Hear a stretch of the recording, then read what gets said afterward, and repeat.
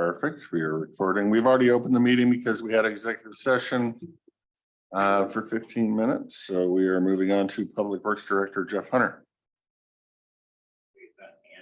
Yep.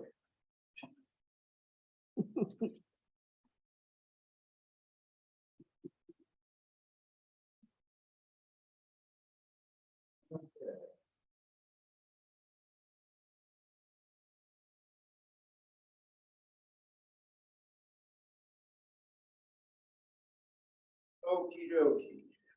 We have one thing on your consent agenda today. It's Title VI. We're required to do this to keep our good standings for our Ped 8 jobs. So that's what this is about. Construction report. We have a pre-pave meeting scheduled, or we had the pre-pave meeting. We're scheduled to start paving on Courtney on the 5th or 6th. Striping is complete, the first phase. Roosevelt grade paving, we are going to do that this week. There were some issues with the paving. We had some failures. I think we told the board about that. They're come after long discussion, a lot of back and forth. We prevailed. They're coming in, grinding it up and repaving it. And they're Just done. that very bottom section. Yes, the first 1,500 feet both lanes. And they will do that this week. So all the rest of the It was just that area that we had that was not good. And it was towards the end of their paving. So what ended up happening is they just hogged in a bunch of wrap to bring up all their mix. And that brought the oil content down, therefore the paving started to fail. So they'll grind it up and repave it. It's a lot of back and forth to get there, but we finally got there. Design, let's see, we have the white edge lines and slope flattening. Those bids will be due on June 6th. We're waiting for approval to go to add for the warning signs and guideposts. We got one proposal for data collection, and that's the one we were looking for. There's actually pretty much only one outfit in the whole country that does that. And they're the ones that submitted, so that's good. Design work continues on Old Highway 8 in Sundale and also on the upcoming maintenance project on Bickleton Highway. Maintenance, shoulders on East Road, grading, mowing, crack sealing, and we're patching Bickleton Highway for the Father's Day event. And West End, we're patching roads in Glenwood and grading in Appleton.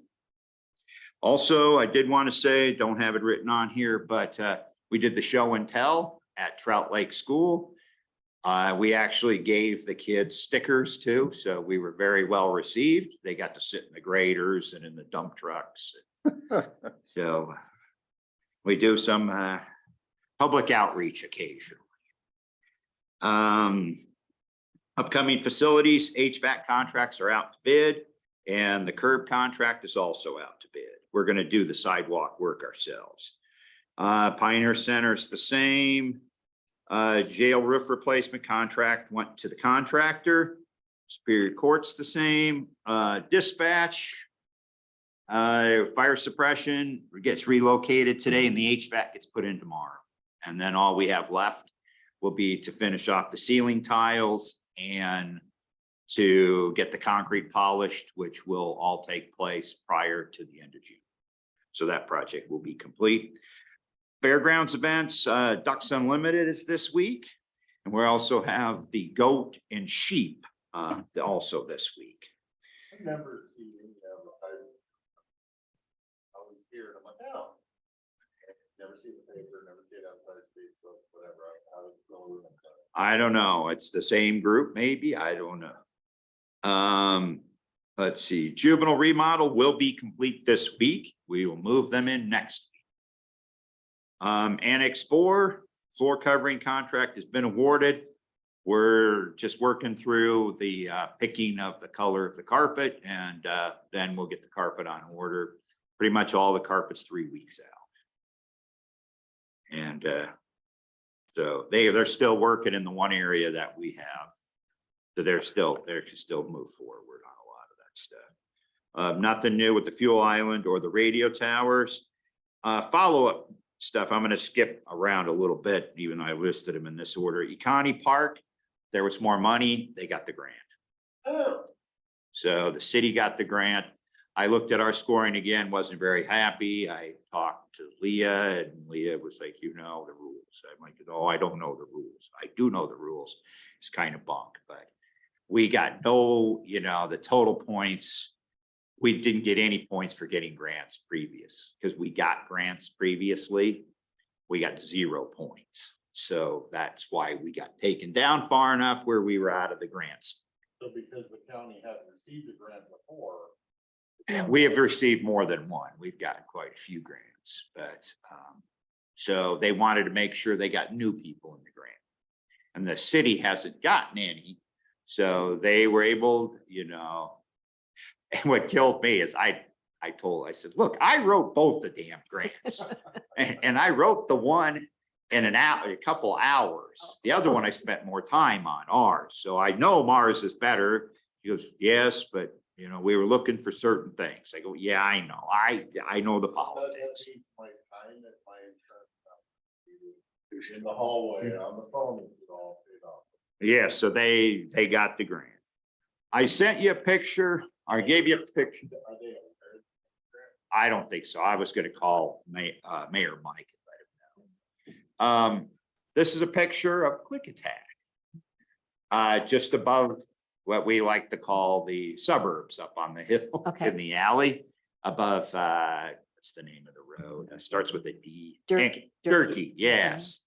And we got a complaint because people are parking in the alley and throwing stuff in the alley. We're gonna send letters to the people that live on the alley and say, please don't do that. If you do that, it is county property because it is truly right away. We could haul it out if we had to. We're hoping that they'll be friendly, but as you can see in the picture, somebody's parked in the way of somebody else's garage. That's such a fire hazard, scary up there. If you get an event, it is so narrow. It is. Mm.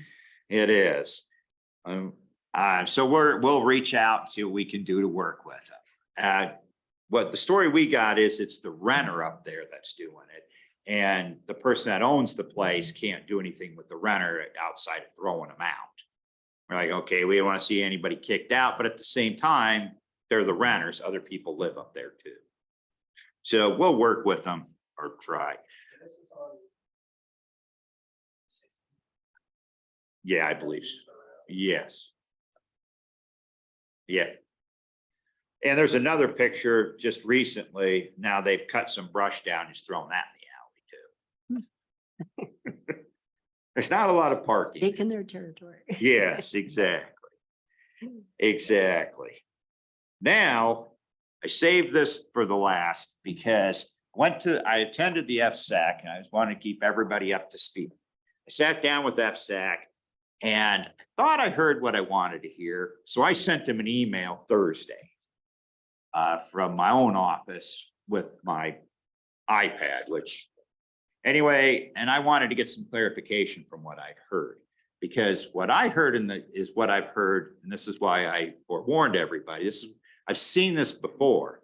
When legislature steps in or a permitting branch of legislature, local agency typically has nothing to say because you follow their rules.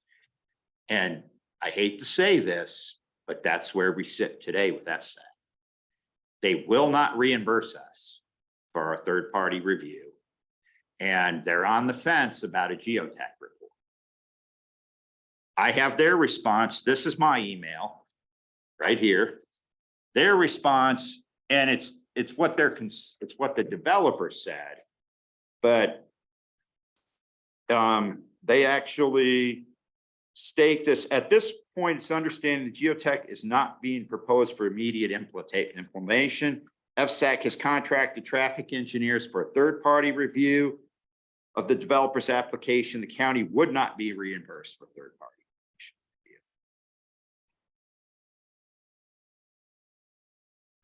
There's ways we can fight this. My advice is we see what their trip generation looks like. And then we have one of two choices. We could go with that. That would be I could give it to our geotech. We do the conversion. Him and I would work on it on the evenings because he likes to work late. We'd end up paying him for his time. But here's the problem, and their attitude, well, the road held up for BPA. Well, there's only so much life in a road. And I explained that to him. I said, look, okay, the road holds up. That's great. Let's say the road has 16 years of life for Klickitat County people. Well, when you guys are done in a year and a half, now we only have 2 years left of life because you took 14 years out. How is that fair to the taxpayers of Klickitat County? Their response, well, you guys get you get tax dollars from the solar farm. That may be, but those don't all go to road. You won't get enough tax dollars to rebuild that road if you completely tear it up.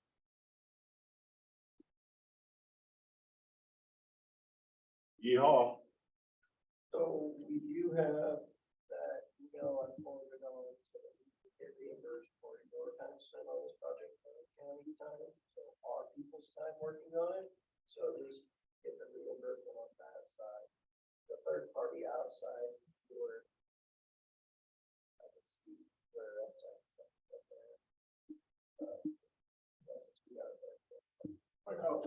We're their third party. We are in essence, they're a third party, so it wouldn't be. But we need to get that sent off to them so that we can get reimbursed. Have we had a chance to do that? Do you know? Okay, So my thought is we wait to see what they produce for the traffic study. And then, we'll see what they say. But we'll want to stay ahead. They don't believe in and their attitude, I'll be honest, I was very irritated because it pushes us way back to where we were before Gordy and I got here. Their attitude is if they break something, they'll fix it. Okay, the problem with that though is if the road starts coming apart, they'll throw a couple patches on it, call it good. Or the worst thing about it is the developer will go, what's our contractor, get the money from him. If we don't have anything, we can't get the money from him. There's nothing to get. Lawsuits. Expensive lawsuit. Very expensive. There are some other things though that we can do. so are they still, are they on the fence on whether or not we will have a road haul agreement with them between the county? There will be no road haul agreement. So the FSAC won't require it. No. They'll fix whatever is broken when they're done. Whatever they can see broken. Right. Now we'll see what they say, because they're also they said that they're only going to use Night Road.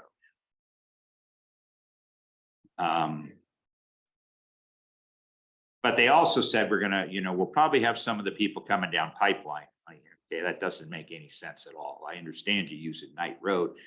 How are you gonna get there from Pipeline? Well, they'll probably take that to go when they come in from the valley. So, no, they won't. They'll come down 97 to 142. They're not gonna take Pipeline. Maybe they meant Pine Forest. Or well, okay, Pine Forest, you're right. They still won't take it.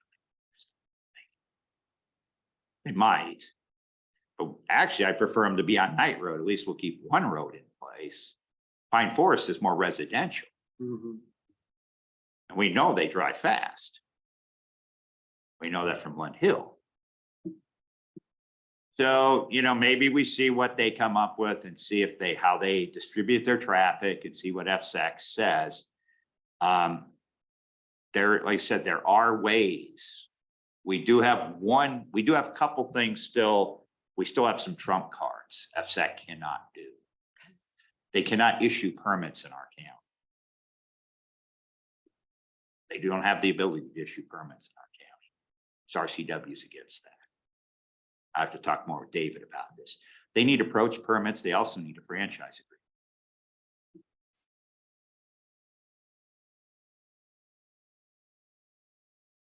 But we could end up fighting FSAC and Right. the developer, which, that wouldn't be very good for us either. But my bigger fear on this is if I'm Avangrid or anybody else, why would I ever go to the county again? That's the point. Because Avangrid paid us, $140,000 and they still owe us another $25,000-$30,000. Why That's, pay that and do all this paving and bridge repair and everything else? Just, that's the kicker. The issue is they have to pay more for permits through the state, but right. they're also paying more on the back end through us. So it's kind of a wash, money wise anyway. And it's sure easier to go through the upset process. So yeah, no, that's the worry. That's a worry they're gonna go through when they all repower. When the windmills repower, let's go back to FSAC. Why wouldn't you? Why would you go through the county and do a road haul and do all the rest of that stuff? So I guess the question is how can we push on the FSAC from our position to ensure that a road haul agreement is in place as it is in place on all other large development projects?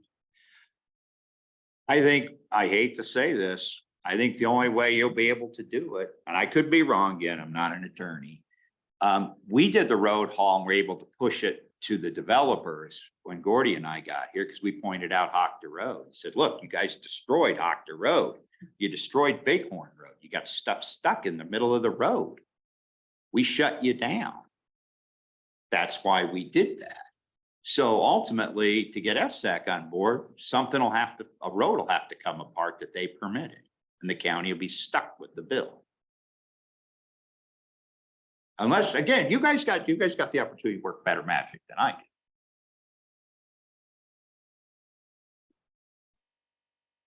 did. Okay. I will just chew on that for a while.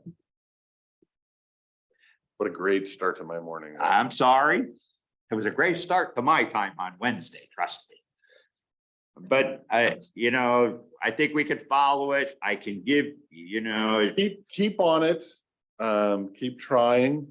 Part of this will be a test, I think, to see how well FSEC wants to work with the county and how much they want to just rule the county.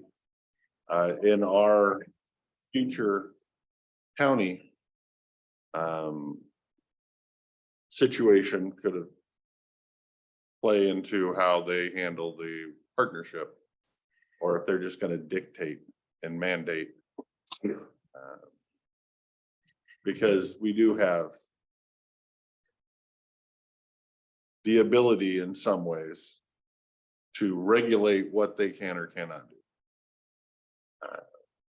Be it from the bench or from permit or from court cases or whatever. So yeah, we'll just leave it at that. Yeah, my suggestion would be we get the traffic study, we see.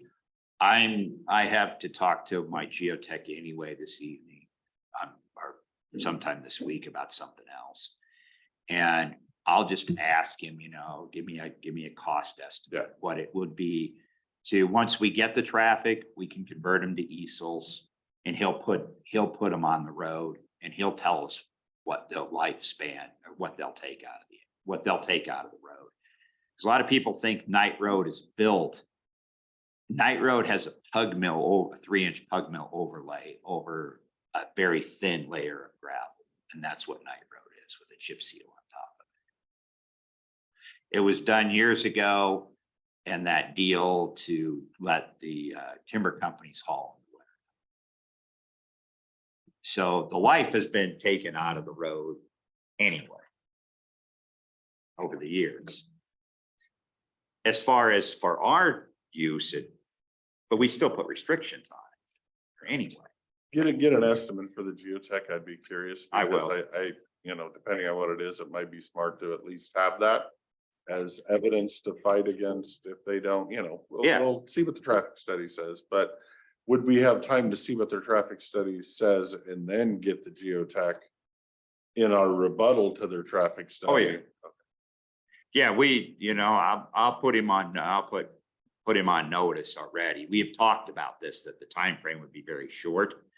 And we've worked with them for quite a few years. And they are the experts when it comes to doing green energy projects. So they're the guy, they're the people we want. Okay. And that's all I have. It might be beneficial, yeah, if we don't like the road report to, whether it means anything to FSEC or not. True. It could end up meaning something in a court later in life, so. Okay.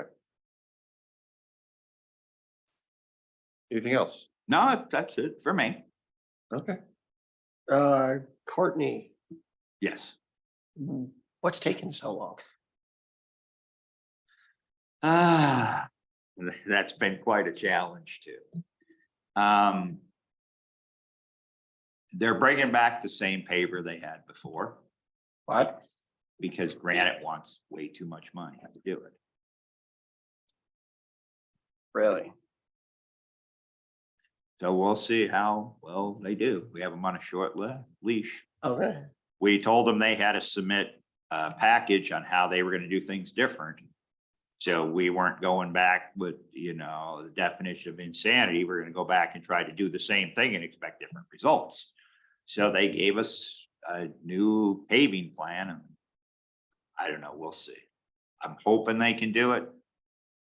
If they can't, it goes back to the general. How much more did Granite want? I've heard a couple different figures, but I heard $500,000 to $800,000. Than what these group is gonna do?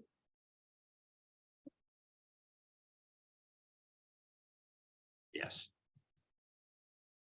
Or they want time and material. That's been the latest. I bet they do. Yeah. Stay out of that mix between the two, but Okay. ultimately it comes down to the general. He's got to pay, he's got to get it paid, Yep, and there's no money. We're not paying them anything. They've already got their price. yep. So however they do it. I think they made enough on that change order on the slide. Do you remember how much that Aconi grant was, we asked for, or what we were awarded, or any idea? I don't, I can look it up. If you want. I don't remember what it was. I know I worked with Mike. I know we were right on the 100,000. I just didn't remember if we dropped it to 80 or, Can't remember. but it was for planning and blueprints and whatnot for a full. Coney Park, yeah, I hope they know, because we did that late at night, made a bunch of commitments that now they're gonna have to back up. I'm sure, Mayor Mike understood all that, so. So we'll see. But they got it, which is good. Okay. Okay, Thank you, sir. thank you. I gave you 5 minutes back. Yeah, you give us 5 minutes back. Next up, Emergency Management Director Jeff King.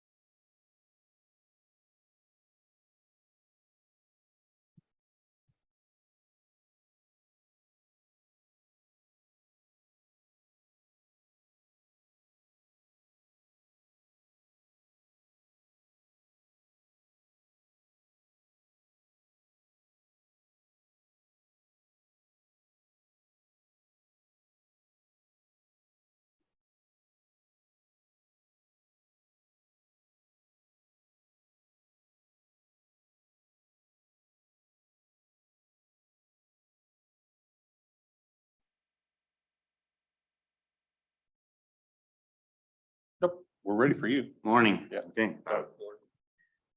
Just want to thank Director Hunter for setting the mood. Please know that everything you just heard, this is all going to be better. I'm here to make your day. Nothing on your consent agenda today. Public safety radio system, I am happy to report, is operating normally at this time. We did have a T1 phone line, which is our dedicated backhaul, from the Klickitat radio site into the system. We had a failure of that. Sunday, May 14th, lasted into Monday, over a 22-hour outage for that site, public safety radio service for that community. I'm not impressed with Lumen's service. I've made them aware of that. We'll see what that generates, but typically they're too big to care. Why are we using a T1 on that site?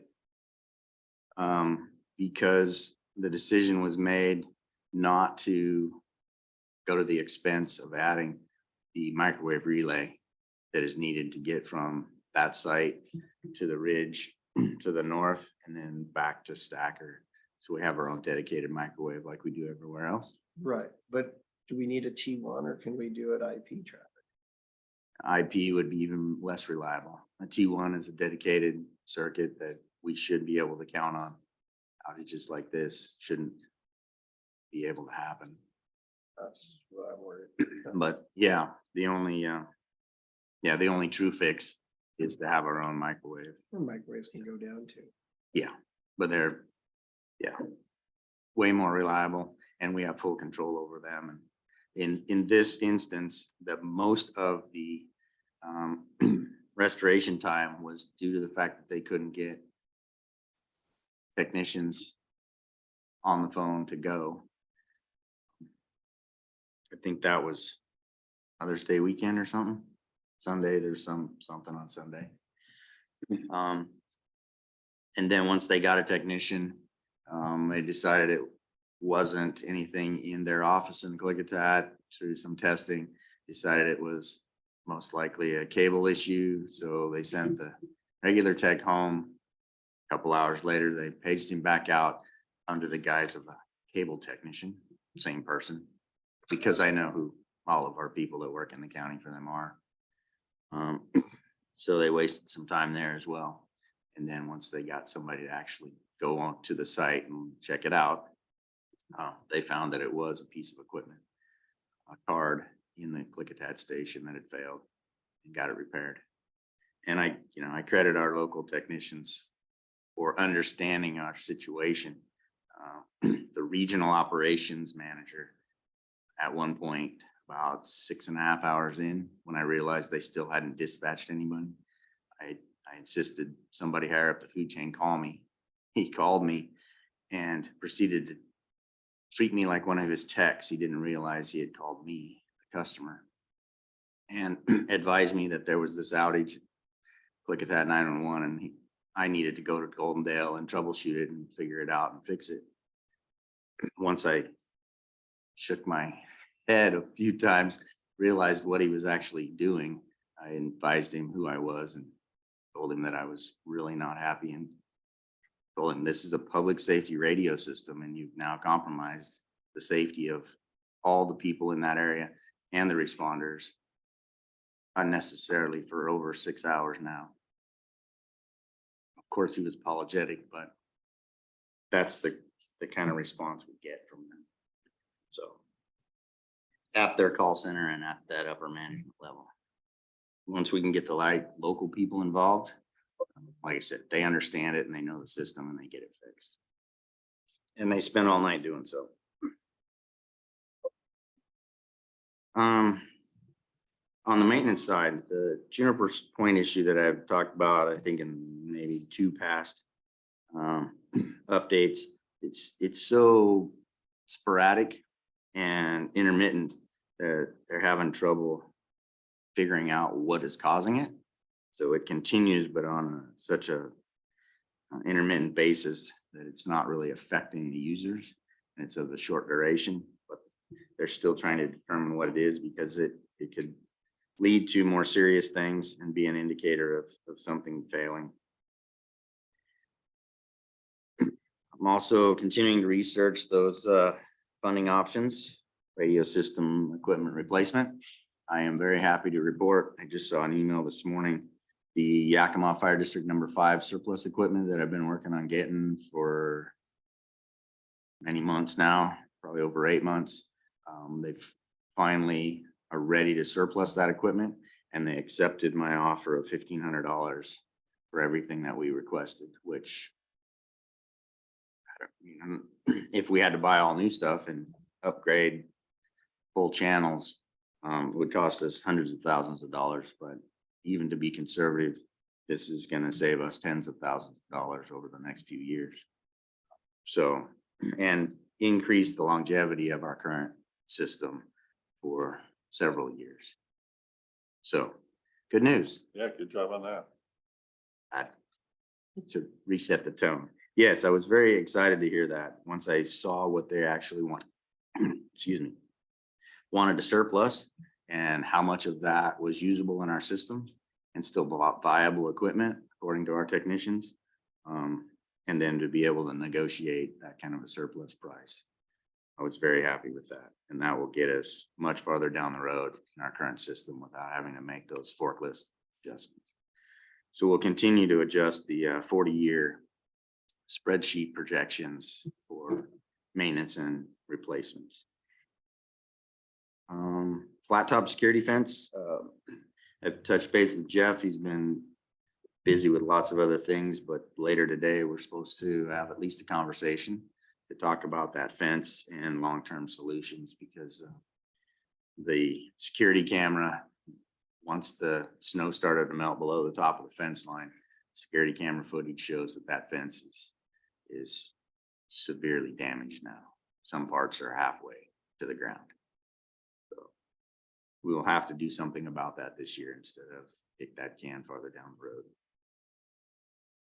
And whether that's replace what we already have, take the risk that it's gonna fail again, or find a more permanent solution of a more resilient fence material, which would be my advice. But Jeff and I'll work that out and come to you with the proposal. I'm still waiting on a sound for the Diamond Gap cellular service. I know, Jake, that was one of your things. They have not gotten back to me with whether they would be willing to entertain that, as they control that site. Have to wait for them. On the senior services Mount Adams Transportation Radio System Use Project, I have in there, it's proceeding. Did find out, well, let me back up. We loaned them 17 handheld radios. Their testing of those proved that they were going to get much better service in our system than the one they've been using, up and to include the ability to talk in Trout Lake, Glenwood, places they haven't had any service before. So they're happy, and that's just on a handheld radio inside a vehicle, not once they get those mobiles actually racked up. However, I did talk last week to Day Wireless representative that I work with for our system, and asked her, okay, when are they really going to turn that system off so Mount Adams loses it completely? She couldn't give me a date. Nobody in her company would give her a drop dead date, but what they told her is that they need to get off of it as soon as they can. And the reason I reached out to her is because I was looking at the security cameras and I saw Day Wireless working at their shelter at Stacker, taking down antennas and things of that nature. I was like, okay, they're decommissioning that repeater system. So, but that's going to happen sooner rather than later. So I'm going to give her some more backup radios, mobiles that I've secured in surplus from local fire districts and the sheriff's office that they can use temporarily until their purchase of permanent radios comes through and they can get them installed. So any questions about the radio system itself? No, thank you for helping senior service. Sharon was in and she was very thankful for your help. Yes. Mhm. Yeah, that's just something that we do. We don't want anybody to be out there without being able to communicate. A lot of places they go don't have cell service. And I guess through DOT as a transportation, that they're required to have radios in their vehicles as well. Radio lease site leases, the PUD has approached me again. We've set a meeting now for next week. They're wanting to expand their system. They're asking for access into one site controlled by us and one site that we are subtenants in, a shelter, but own tower at Stacker Butte. So we're gonna be working with them and the consortium that controls the shelter at Stacker Butte. The other side is at Flat Top. We'll have to work through those issues because anytime we change something at Flat Top, our land lease with the DNR has to be updated. There's lots to do there. That will be a large project that will go on for quite some time. Just I would have assumed that if we own the site and we're subleasing it or leasing out pieces to it, we have it in the contract that if their stuff's causing interference with our stuff, they get the bill for anything we have to investigate. correct. Yes. Yeah. And the first place it's, you will not. And if you do, then we can shut you down until it gets resolved. Yeah. Yep. The, one of the good things with the PUD is they contract with the same support personnel that we do. So they know our system, worked in it from the beginning, designed it and created it. So that makes it a little easier. But when we're dealing with land leases as well as subtenant land or shelter leases and then the tower, we have to make sure that all of those I's are dotted, T's are crossed before we say, yes, you can just, move in, upgrade your system. So that will take some time. And as far as those things go, the radio project, had another meeting last Thursday with the consultant and just waiting for the access for that tower to get up to Sata's Pass. That's all I have for that section. Bill? All right. Greetings, everyone. So for 911 staffing, the dispatch center, we're currently in the process of hiring once again. Our one communications officer is finishing up training, set to be, I believe it's mid-June. She will start the shadow phase, which is kind of doing everything on her own, and her trainer will just watch from afar. Which one is this? Sorry, there we go. The employee is Rochelle Whitner, local resident her whole life, goes by Shelley. So she will be wrapping up training by June, end of June. All training will be complete. She is in line for that. She'll be attending the state's telecommunications 1 training first week in June, and we'll wrap up that. And then we'll hopefully start everyone else before then. I'm hoping mid this month, June 15th. As far as operations and training, we're still participating in the State 911 Dispatch Training Standardization and Certifications Committee. That process is going to be a long process. They're right now with the new board, they're trying to decide what certifications will count, current certifications will count towards the new process and what is still required and how they're going to work that out. I'm pretty confident that most of everything we've been doing for the last few years, knowing that this was coming, will count towards it. We just got to wait for the last word. And then with that certification comes in, new requirements for training, which we should be able to fulfill pretty easily. And the state's working, the state board and the state 911 office is working on making sure that there's going to be training around the state versus a one place academy where we have to send everyone like law enforcement does. As far as the next item, medical dispatch program being completed, we are wrapping that up. So again, this is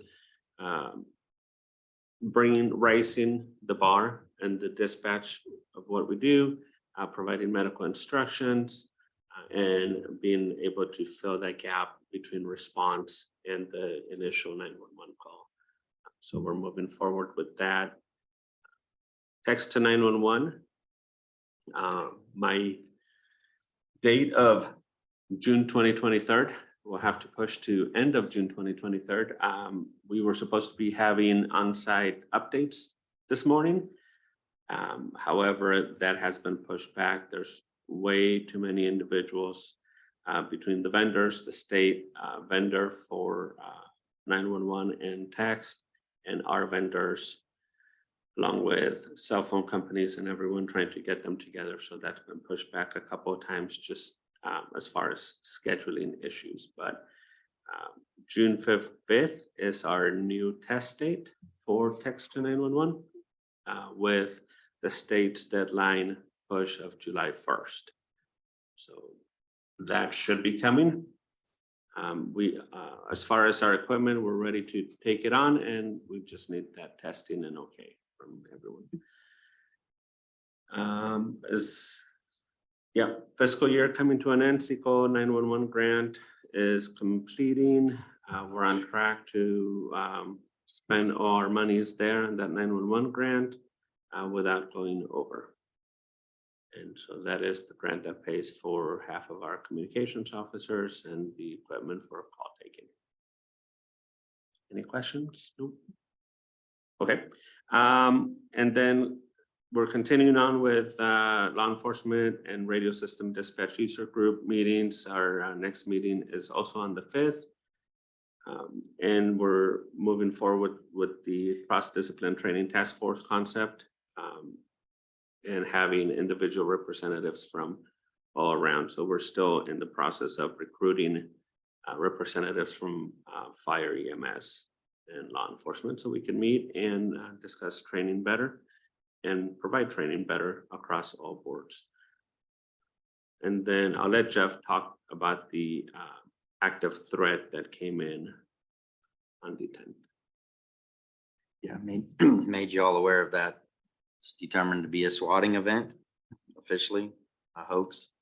And those hoax calls came in across Idaho, Washington, and Oregon for at least 2 days that we're aware of. Thankfully, we only got one of those swatting calls. We did have an after action review meeting with law enforcement, fire, EMS, excuse me, 911 and emergency management to discuss how that went, lessons learned, and so on. It was well attended and a lot of productive conversation came out of that.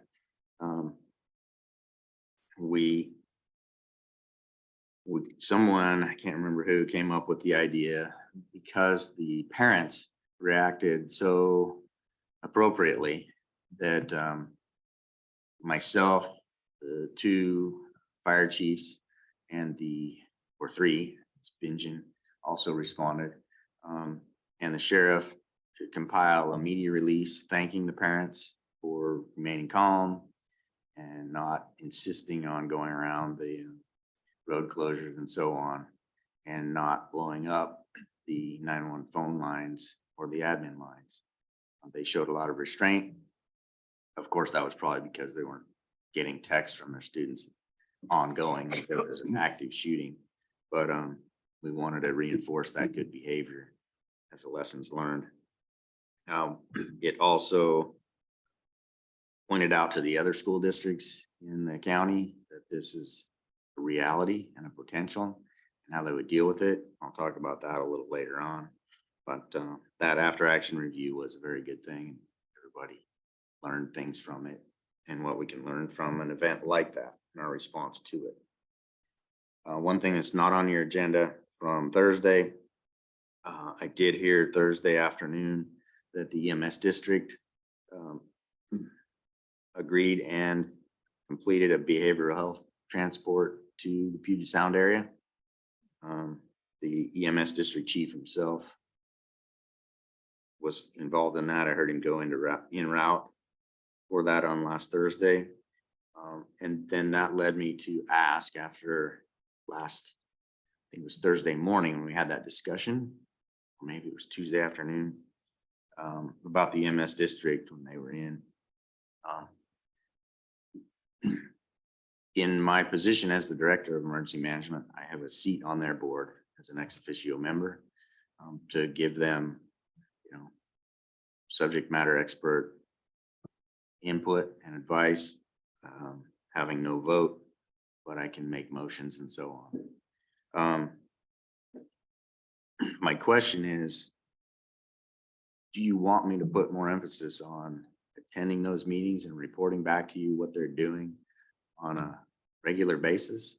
I've only done so in the past because of time constraints. When there was something of note on the EMS district agenda that dealt specifically with emergency management, 911 dispatch, or I thought you needed to know, and then bring only those things back to you. But if you think you want me to be take more of my time to go to those monthly meetings and bring anything back to you, I need to know that. Opinions? I think during that meeting, you hit the nail on the head with your statement that there needs to be a change in policy. And that policy needs to allow for the transport of behavioral health patients using, that fourth group that's on call so that we can keep our ambulances here. And that's just a policy change. I know the EMS district doesn't want to call those people in because they're paying them, overtime. But that's our only option available for those clients. And so if you can bring us back what their discussion is with regards to that, if they don't have that discussion, it would be great if you would be willing to bring it up.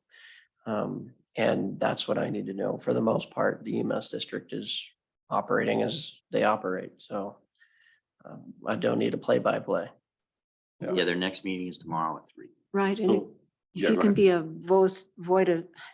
voice of sound reason, to help glue those efforts together, to get us forward to where we need to go. That's awesome, Jeff. Right. Yeah. Yeah, I would say that I go for now, while at least this issue is hot in there, where you can give us kind of updates here and there. I know your personal opinion on this may differ from the board's personal opinion on transplanting. It may and may not, safety, whatever. But on times where there's a issue like this, yes, go, so we can get a second opinion, kind of an update. But if it's just their normal boring stuff, then I would take it at your word of go when there's something needed and not when there's not. So manage your time. Appreciate that. And I'll, yes, bring you back the facts without color of opinion. Okay, moving on to the emergency management program and the outdoor burn bans up first. You can see there, and you've signed the resolutions. Zone 1, East County went into effect May 15th. June 5th is set to go for next Monday for the Central County, Zone 2. Zone 3 is yet to be determined. However, I was surprised when I checked in this morning in my email, there wasn't a whole bunch of emails from the fire chiefs in Zone 3. There have been multiple escaped or rekindled and escaped burn piles over the last 2 weeks. One of which was just yesterday here in Goldendale, north of High Street on Post and Pine, or in between Post and Pine. It was burn pile that had been unattended. It had burned itself of its main fuel, but it was not out. And then it sparked a grass fire in that neighborhood. And the potential later in the year would have been catastrophic, but because the conditions are, that grass didn't burn that fast. And the volunteer firefighters from both Goldendale City Fire and Rural 7 were all over it. There was simultaneously a grass fire on the east side of 97 at mile marker 11, which is just directly east from the city limits, middle of town, basically. And it was burning in the grass, but it was burning into a fallow field. And no structures were threatened. So they used a couple of trucks to stomp it out real quick and then diverted all of Rural 7's assets to the city, mutual aid. But that has also happened. We've had a couple escaped burn piles in both Fire District 3, Houston, Snowden area, as well as in Trout Lake District 1 Fire District. So that's, expect them to request June 15th activation of Zone 3's burn ban. Also in that realm, attended the prescribed burn stakeholders meeting, which found out pretty quickly was more of the, like, they were having, I think, a 2 or 3 day workshop of all those stakeholders, and they were in the process of scoping out, developing, and initiating a, what did they call it? Prescribed Burn Association, I think. Mount Adams View or Mount Adams Area Prescribed Burn. They had a nice acronym and all that worked out. And that the concept is being developed. So we're going to hear more and more about that. I did make them aware that there's nothing in the county's new code, and none of that was changed from in the code update, that as long as they have a federal or state agency that sponsors that, vets it, and approves it, the private landowner can do prescribed burning. It's the sponsor is the Yes. kicker, and so there's times where the sponsor doesn't want to be the sponsor because they don't want to be the one liable if Yep. something happens. Well, and I Same don't, as the county, I but don't know, Hence the reason I'm not the sponsor. I don't know if they can be considered sponsors if it's not on their property. They can, you know. it's in within their protection, evidently. DNR's made that decision because they've had 2 prescribed burns since that meeting, which was 2 weeks ago on a Thursday evening. So yeah, since that meeting 2 weeks ago, Mars has done 2 prescribed burns under the authority and permission of the DNR, Okay, and not on DNR property, but on DNR protected lands. And like I said, I alleviated a lot of their concerns, especially Mars, their manager, that no, you were never. And granted, this is still outside of a burn ban for that area. We'll see what the DNR is willing to do. Right. Once the burn ban goes into place. But the DNR representative that was there said they're still, willing, because prescribed burning is becoming more and more best practice. How they do that, when they do that, is all up for debate, but it's moving forward. Like I said, I was there, spent several hours answering questions. It was obvious when we first got there that meeting was for us. And when I say us, it was the county, me as the emergency management director, and then the fire districts local, and only one fire district chief showed up. That was Chief Long from Fire District 3. So him and I were very quickly the point of conversation. They tried to give us a tour and all that, act like it was for something else, but they immediately Was the started sales pitch? questioning. Yeah, that was the sales pitch. And then they started questioning why we wouldn't work better and more with them. And like, we'll work with you to the extent that we can and have the authorization and the ability. So, and I think everybody walked away happy. Good enough. So, You're on time constraints. yes. So the rest goes easy, right? School safety, as I mentioned about the after action review for the Columbia High School swatting event, that triggered all of the other schools to start paying us attention. I'm going to leverage that as much as possible to get them to work with us for getting access to their school cameras in dispatch remotely. And number 2, setting up some sort of communication system so that we, emergency management 911 dispatch, can notify all the school administrators across the county when something's going on at any one of the schools. And so they have situational awareness. They can follow their emergency response plans as they choose to either increase their security, whatever that might be. That meeting, I think I've got, yes, that's also a meeting later today with all the school administrators countywide invited. Everything else in the emergency management side, you can read all the grant stuff.